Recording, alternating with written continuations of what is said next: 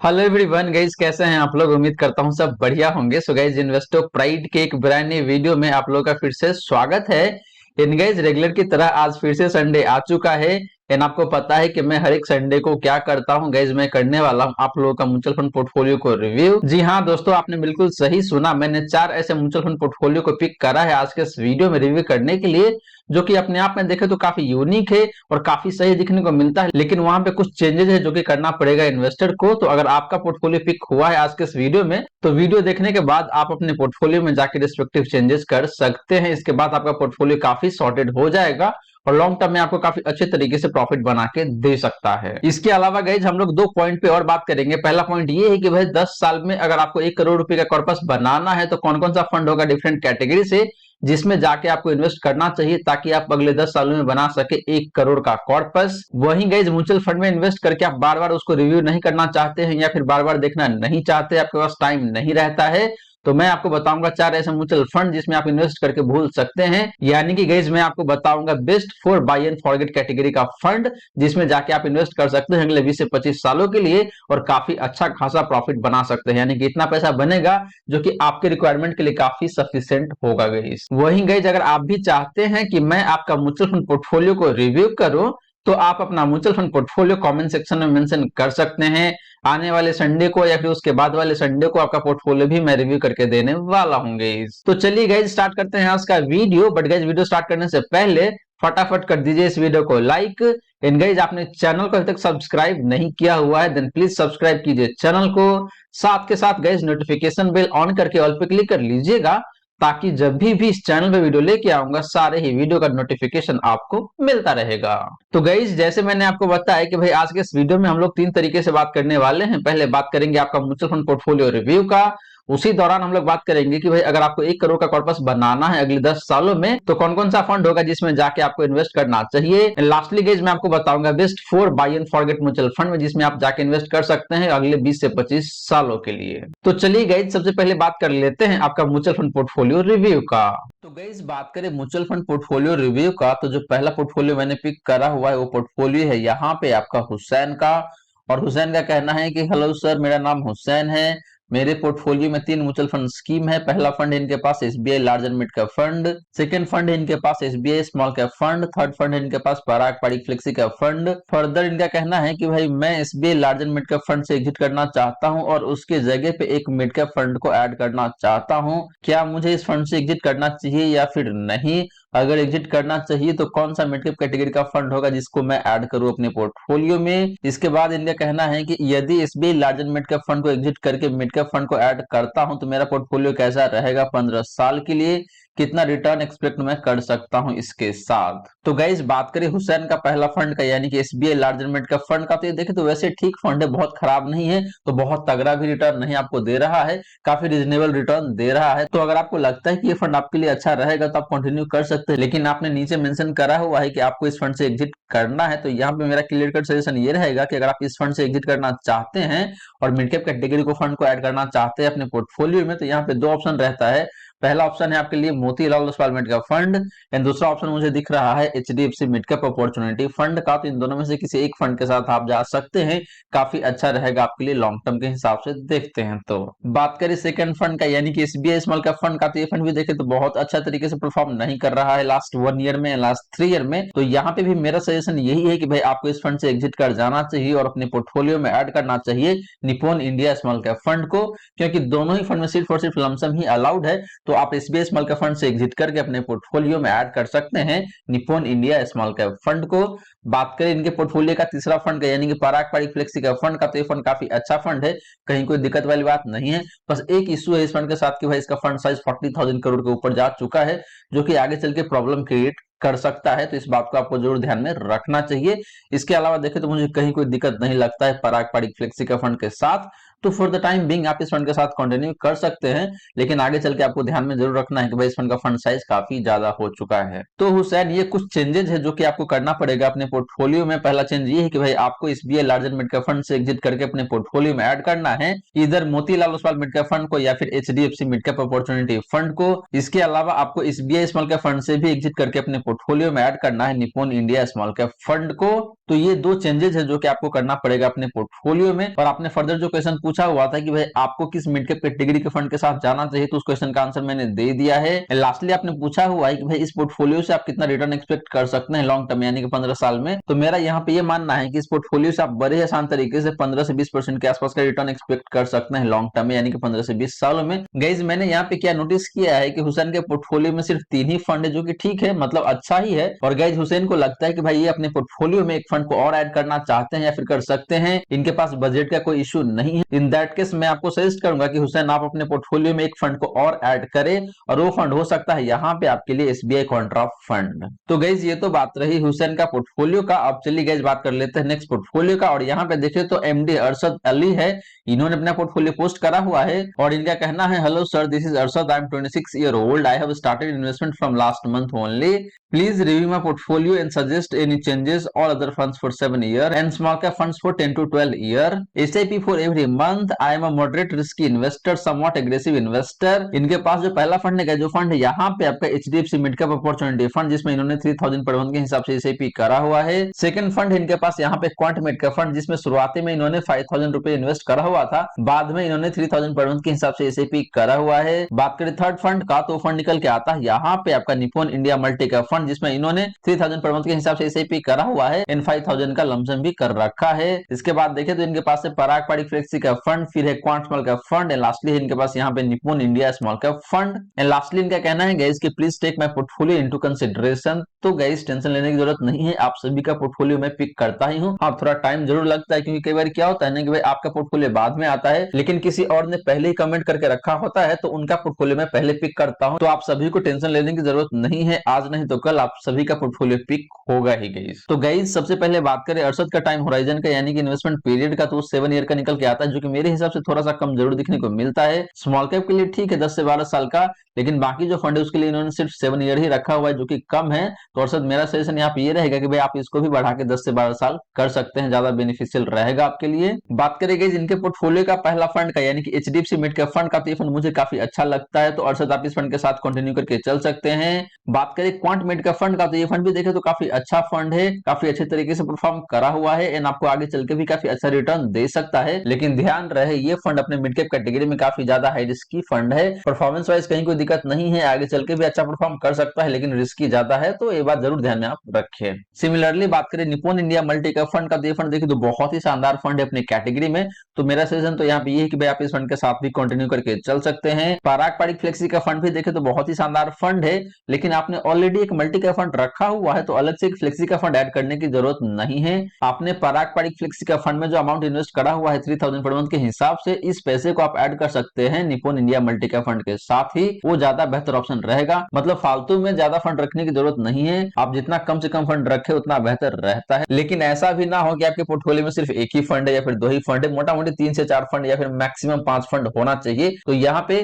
पराग Parikh flexi का fund को रखना कोई सेंस नहीं बनता है, क्योंकि आपके पास already Nippon India multi cap fund है, जिसके कैटेगरी का जो स्ट्रक्चर है मोटा मोटी सिमिलर सा ही दिखने को मिलता है। बात करें लास्ट के दो फंड का यानी कि क्वांट स्मॉल कैप फंड का and Nippon India small cap fund का, तो ये दोनों फंड बेहद ही शानदार फंड है, तो आप इन दोनों फंड के साथ कंटिन्यू करके चल सकते हैं, कहीं कोई दिक्कत वाली बात नहीं है यहाँ पे। तो गाइस ये रही सारी की सारी बातें अरशद का पोर्टफोलियो का। और गाइस यहाँ पे मैंने इनको सजेस्ट किया है कुछ चेंजेस करने का। पहला चेंज तो ये है कि भाई इनको अपना इन्वेस्टमेंट होराइजन है उसको बढ़ा के 10 से 12 साल करना चाहिए। इसके बाद इनको पराग पारिक फ्लेक्सी का फंड से एग्जिट करके जो अमाउंट है उसको ऐड करना चाहिए Nippon India multi cap fund के साथ ही। इसके अलावा देखें तो मुझे और कोई चेंजेस की जरूरत लगता नहीं है। तो अरशद अगर आप इन चेंजेस को अप्लाई कर लेते हैं अपने पोर्टफोलियो में, तो आपका पोर्टफोलियो काफी सही दिखने लगेगा और लॉन्ग टर्म में काफी अच्छे तरीके से आपको परफॉर्म करके दे सकता है, काफी सॉर्टेड रहेगा आपका पोर्टफोलियो। बात करेंगे इस नेक्स्ट पोर्टफोलियो का, तो यहाँ पे देखो तो नाम तो पता चल नहीं रहा है, क्योंकि सिर्फ यूजर नेम ही लिखा हुआ है। इनका कहना है, सर नमस्कार, मैं यूट्यूब चैनल पर आपकी वीडियो देखता हूँ, अच्छा लगता है, प्लीज चेक मेरा पोर्टफोलियो ओवरलैपिंग तो नहीं है। इनके पोर्टफोलियो में जो पहला फंड है, जो फंड यहाँ पे आपका Nippon India small cap fund, फिर है आपका क्वांट स्मॉल कैप फंड, तो इन दोनों फंड के बीच में मोटा मोटी 10 से 12-13% के आसपास का ओवरलैपिंग दिखने को मिलता है, जो कि ठीक है, मतलब चल सकता है, बहुत ज्यादा नहीं नहीं है। सिमिलरली बात करें कैनरा डेवेको स्मॉल कैप फंड का, तो यहाँ पे भी ओवरलैपिंग दिखने को मिलेगा, लेकिन मेरा सजेशन तो यहाँ पे ये है कि भाई आपको इस फंड से एग्जिट कर जाना चाहिए। आपके पास ऑलरेडी दो स्मॉल कैप कैटेगरी का फंड है, तो अलग से एक तीसरा फंड रखने की जरूरत नहीं है। तो आप कैनरा डेवेको स्मॉल कैप फंड से एग्जिट करके जो पैसे आपके पास बच जाएगा उस पैसे को आप ऐड कर सकते हैं बाकी के दो स्मॉल कैप फंड के साथ। बात करें Motilal Oswal mid cap fund का, तो ये फंड काफी अच्छा फंड है, यहाँ पे कहीं कोई दिक्कत नहीं है।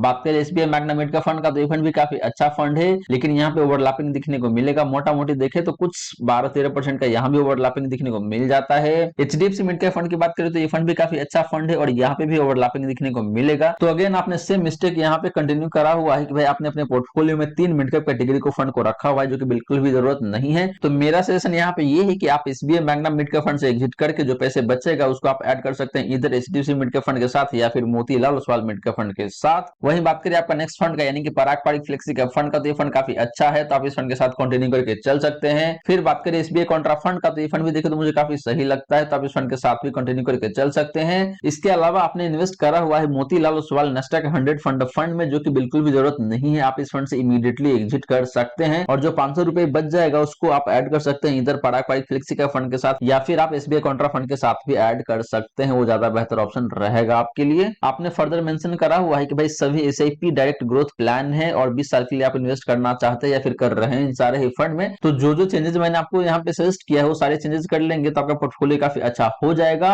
और 20 साल काफी अच्छा टाइम फ्रेम में इन्वेस्ट करने के लिए म्यूचुअल फंड में, तो आप काफी अच्छा पैसा भी बना सकते हैं। और अगर आपके लिए पॉसिबल हो तो हर एक साल आप अपने म्यूचुअल फंड का जो एसआईपी है उसको स्टेप अप कर सकते हैं 10% से 5% से, मतलब आपका बजट कितना है, आपका सैलरी इंक्रीमेंट कितना होता है हर एक साल, उसके आधार पे आप अपने पोर्टफोलियो का जो अमाउंट है उसको स्टेप अप कर सकते हैं हर एक साल। ऐसा करने से आप ज्यादा से ज्यादा पैसे बना सकते हैं म्यूचुअल फंड में इन्वेस्ट करके। बात करें गाइस नेक्स्ट पोर्टफोलियो का, तो यहाँ पे देखो तो विनोद शर्मा जी है, इन्होंने अपना पोर्टफोलियो पोस्ट करा हुआ है और इनका कहना है sir Ram Ram, I am Vinod, I want 1 crore next 10 year में, मेरा पोर्टफोलियो के बारे में बता दीजिए। इनके पोर्टफोलियो में जो पहला फंड है जो फंड है यहाँ पे आपका SBI Nifty 50 index fund, second fund इनके पास एचडीएफसी बीएसई सेंसेक्स फंड, इसके अलावा देखें तो इनके पास यहाँ पे SBI Magna mid cap fund, फिर निकल के आता है यहाँ पे आपका एचडीएफसी मिड कैप फंड, फिर इनके पास Motilal Oswal mid cap fund, फिर निकल के आता है इनके पास एक्सिस मिड कैप फंड, इसके अलावा देखें तो इनके पास यहाँ पे एचडीएफसी बैलेंस एडवांटेज फंड, फिर इनके पास यहाँ पे एसबीआई कॉन्ट्रा फंड, अगला फंड इनके पास है यहाँ पे आपका क्वांट मिड कैप फंड, फिर निकल के आता है यहाँ पे आपका क्वांट स्मॉल कैप फंड, फिर है यहाँ पे आपका एसबीआई स्मॉल कैप फंड, इसके बाद देखें तो इनके पास है यहाँ पे एचडीएफसी स्मॉल कैप फंड, फिर है कोटक स्मॉल कैप फंड, इसके अलावा देखें तो इनके पास है यहाँ पे ICICI small cap fund. And बात करें लास्ट फंड का, तो फंड निकल के आता है यहाँ पे आपका एसबीआई कंजम्पशन फंड। तो गाइस देखें तो विनोद शर्मा जी ने अपने पोर्टफोलियो में 15 फंड को ऐड कर रखा है, जो कि बिल्कुल भी जरूरत नहीं है। मतलब एक तरीके से देखें तो काफी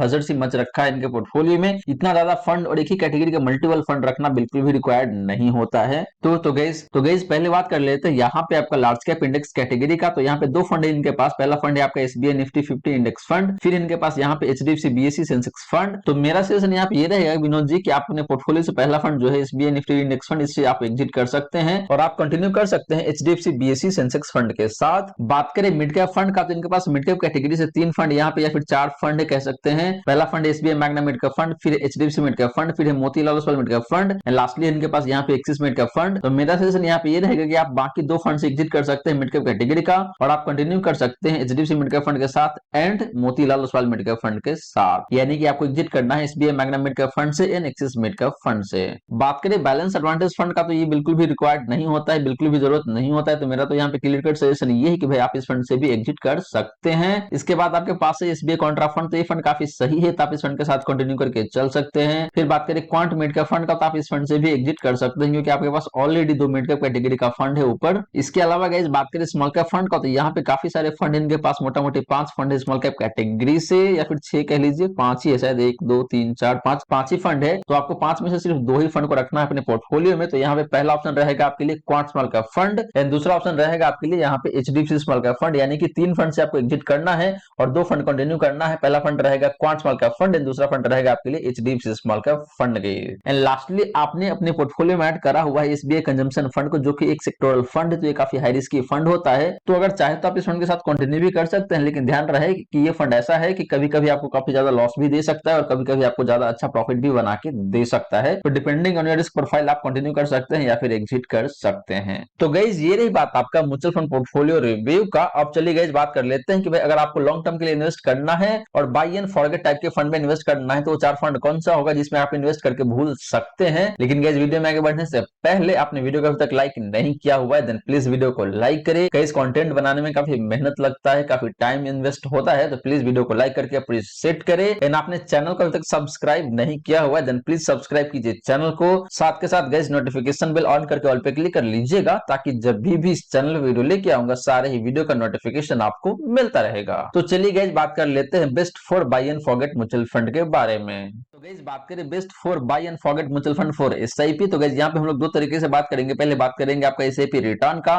फिर बात करेंगे इन चारों ही फंड का डिफरेंट रिस्क रेशियोज का। तो बात करेंगे इस पहला फंड का, तो फंड निकल के आता है यहाँ पे आपका Nippon India large cap fund. And बात करेंगे इस फंड का एसआईपी रिटर्न का, तो लास्ट 1 ईयर का जो परफॉर्मेंस है इस फंड का निकल के आता है यहाँ पे आपका 21.16% का। लास्ट 3 ईयर में इस फंड ने आपको मोटा मोटी 20% का रिटर्न बना के दिया हुआ है। एंड बात करेंगे लास्ट 5 ईयर में, तो लास्ट 5 ईयर में भी इस फंड ने आपको ऑलमोस्ट 20% का रिटर्न बना के दिया हुआ है, जो कि बेहद ही शानदार रिटर्न माना जाएगा गाइस। तो guys Nippon large cap fund की बात करें तो ये बेहद ही शानदार तरीके से परफॉर्म कर रहा है अक्रॉस द टाइम फ्रेम। मैंने एसआईपी 21 में देखे तो आपको ऑलमोस्ट 20% का रिटर्न बना के दिया हुआ है अक्रॉस द टाइम फ्रेम, उससे ज्यादा ही दे रहा है गाइस। बात करेंगे सेकंड फंड का, तो जो फंड मैंने चूज करा हुआ ये काफी नया फंड है अपने कैटेगरी में और उस फंड का नाम है यहाँ पे आपका HDFC multi cap fund. And बात करेंगे इस फंड के रिटर्न का, तो लास्ट 1 ईयर में जो परफॉर्मेंस इस फंड का निकल के आता है यहाँ पे आपका 25.79% का। एंड बाकी जो 3 टाइम फ्रेम है यानी कि last 3 year and last 5 year में यहाँ पे कोई रिटर्न नहीं, क्योंकि ये फंड 5 साल पुराना या फिर 3 साल पुराना फंड है ही नहीं। तो लास्ट 1 ईयर में इस फंड ने काफी बेहतरीन तरीके से परफॉर्म करा हुआ है। एंगेज मैंने एचडीएफसी मल्टी कैप फंड को क्यों चूज करा हुआ है, इसके पीछे एक सिंपल सा रीजन है कि भाई ये जो फंड हाउस है एचडीएफसी ये काफी बेहतरीन तरीके से काम करता है। लॉन्ग टर्म में आपको काफी बेहतरीन तरीके से रिटर्न बना के देता है डिफरेंट कैटेगरी के फंड्स में। तो यहाँ पे मेरा सिंपल सा रीजन यही है कि भाई जो एचडीएफसी फंड हाउस ये काफी बेहतरीन तरीके से आपको रिटर्न बना के देता है अक्रॉस द कैटेगरी, यानी कि जितने भी फंड है सब में बहुत अच्छा रिटर्न बना के देता है। और मल्टी कैप कैटेगरी में भी ये फंड आपको काफी अच्छा रिटर्न बना के दे सकता है आने वाले समय में। और इसके साथ साथ गाइस इस फंड का भी फंड साइज भी देखें तो काफी कम है, तो आगे चल के फंड ग्रो ही करेगा और इसके साथ साथ आपका रिटर्न भी काफी अच्छे तरीके से ग्रो होगा। तो ये दो रीजन है जिसकी वजह से मैंने यहाँ पे एचडीएफसी मल्टी कैप फंड को चूज करा हुआ है, इसके बावजूद कि ये फंड काफी नया फंड है अपने कैटेगरी में।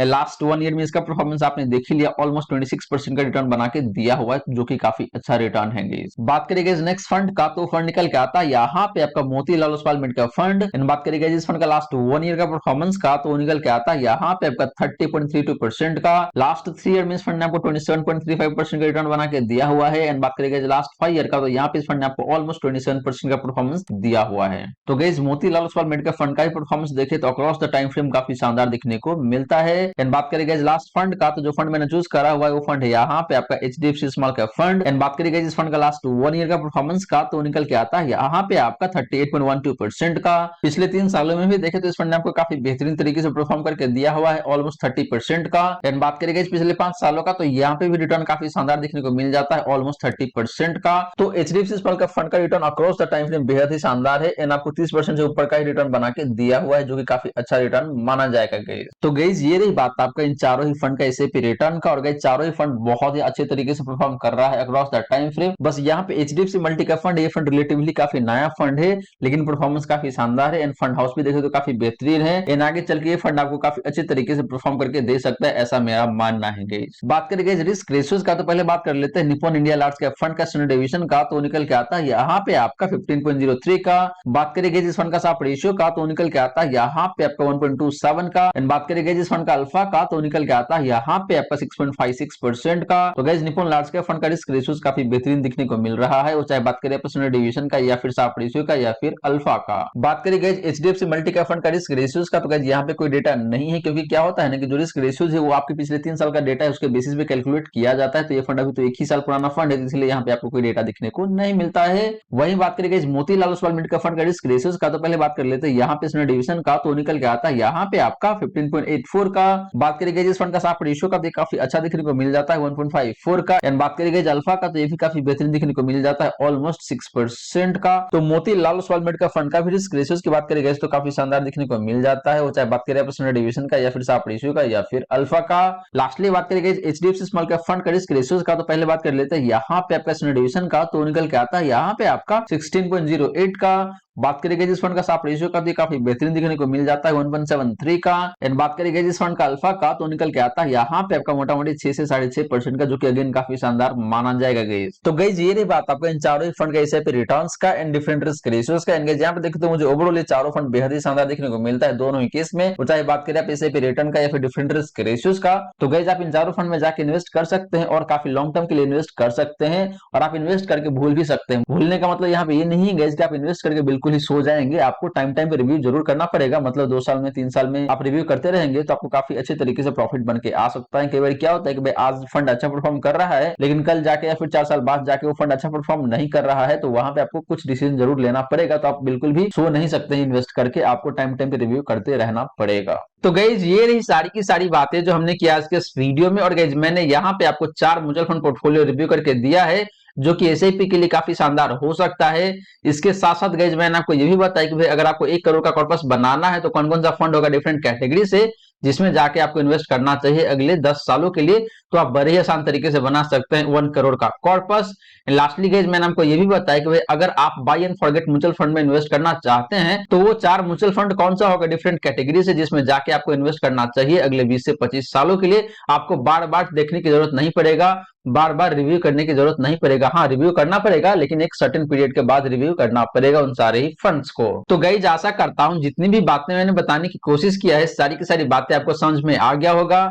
मन में अगर कोई डाउट है, कोई क्वेश्चन है, तो कमेंट सेक्शन में पूछ लीजिए। वहीं गाइज वीडियो अच्छी लगी हो तो वीडियो को लाइक करके अप्रिशिएट जरूर करें। एंड गाइज आपने चैनल को अभी तक सब्सक्राइब नहीं किया हुआ है, देन प्लीज सब्सक्राइब कीजिए चैनल को। साथ के साथ गाइज नोटिफिकेशन बेल ऑन करके ऑल पे क्लिक कर लीजिएगा, ताकि जब भी चैनल का वीडियो लेके आऊंगा सारे ही वीडियो का नोटिफिकेशन आपको मिलता रहेगा। So guys thank you so much for watching this video. मिलते हैं अगले वीडियो में। जय हिंद, जय भारत।